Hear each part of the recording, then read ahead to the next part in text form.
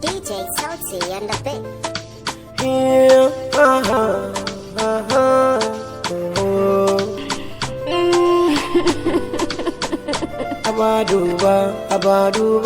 Abaduba na san labarin kauna.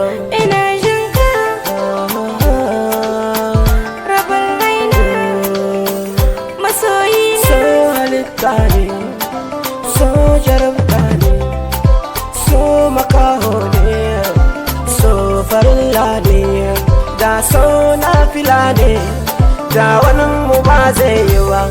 Kan so an yi hauka, akan so an mutu, zugin so ya fi rashin gani. Jarabar so ce kala-kala, wani zafin ta yayi mai illa, wani shi bai san wahalar ta ba. Daɗin so shi ɗaya ya sani, wani daɗin so bai san shi ba, wahalar ita dai ce ya sani. Wani bidin shi duka ya haɗa, wahalar daɗin duka ya sani. Tarihin so ba dai bane, na san haka ku duka kun sani. Wasu kan so sun yi aman jini, wasu sun je kaso dun mun gani. Duka kan so an fi gunaguni, a faɗan so na ga zubar jini. Kan so wani na da farin jini, wani kosan bai da farin jini.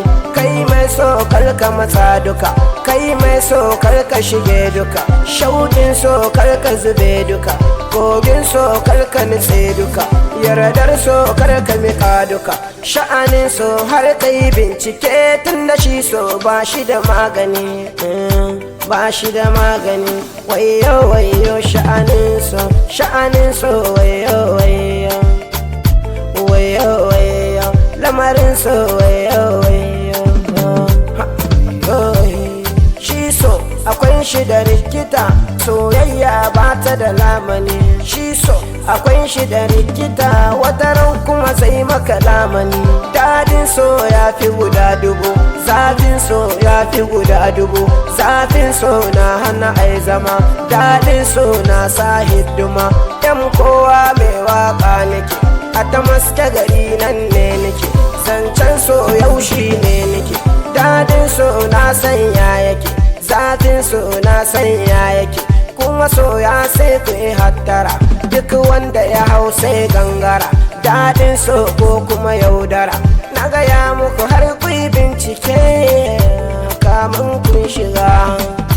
Domin shi son ba shi da magani, ba shi da magani.